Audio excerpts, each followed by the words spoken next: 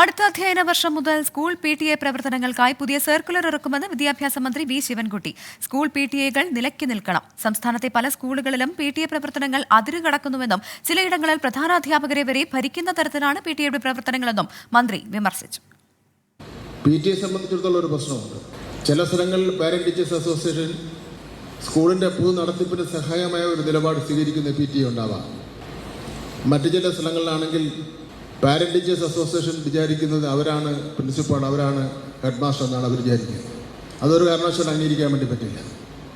PTAയുടെ ഉത്തരവാദിത്തം മാത്രം നിർവഹിച്ചാൽ മതി എന്നുള്ള കാര്യം കൂടി ഞാൻ ഈ അവസരത്തിൽ സൂചിപ്പിക്കുന്നു.